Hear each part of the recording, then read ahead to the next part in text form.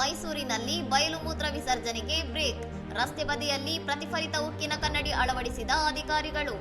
ಮೈಸೂರಿನ suburban bus ನಿಲ್ದಾಣದ ಎದುರಿನ ಗೋಡೆಯ ಬಳಿ ಈ ಕನ್ನಡಿಗಳನ್ನು ಅಳವಡಿಸಲಾಗಿದ್ದು, ಎಚ್ಚರಿಕೆಗಳನ್ನು ಲೆಕ್ಕಿಸದೆ ಜನರು ಮೂತ್ರ ವಿಸರ್ಜಿಸುತ್ತಿದ್ದ ಈ ಜಾಗದಲ್ಲಿ ನೈರ್ಮಲ್ಯ ಕಾಪಾಡುವುದು ಇದರ ಉದ್ದೇಶವಾಗಿದೆ.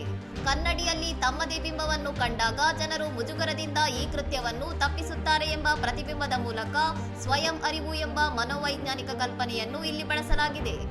ಈ ಸೃಜನಶೀಲ ಕ್ರಮವು ಸಾಮಾಜಿಕ ಜಾಲತಾಣಗಳಲ್ಲಿ ವೈರಲ್ ಆಗಿದ್ದು, ಅನೇಕರು ಇದನ್ನು ಶ್ಲಾಘಿಸಿದರೆ ಇನ್ನು ಕೆಲವರು ನಗರಗಳಲ್ಲಿ ಸುಲಭವಾಗಿ ಲಭ್ಯವಿರುವ ಸ್ವಚ್ಛ ಶೌಚಾಲಯಗಳ ಕೊರತೆಯ ಬಗ್ಗೆ ಚರ್ಚೆ ಆರಂಭಿಸಿದ್ದಾರೆ.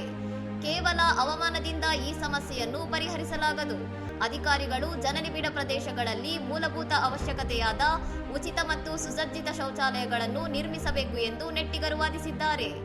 ಈ ಉಕ್ಕಿನ ಹಾಳೆಗಳ ಬಾಳಿಕೆಯ ಬಗ್ಗೆಯೂ ಅನುಮಾನ ವ್ಯಕ್ತವಾಗಿದ್ದು, ಅವು ಬೇಗನೆ ಕೊಳಕಾಗಬಹುದು ಅಥವಾ ಹಾನಿಗೊಳಗಾಗಿ ಪಾದಚಾರಿಗಳಿಗೆ ಸುರಕ್ಷತೆ ಅಪಾಯವನ್ನು ಉಂಟು ಮಾಡಬಹುದು ಎಂಬ ಕಳವಳ ವ್ಯಕ್ತವಾಗಿದೆ. ಇನ್ನಷ್ಟು ಸುದ್ದಿಗಳಿಗಾಗಿ ನೋಡ್ತಾ ಇರಿ ಸೌರಂ ಟಿವಿ.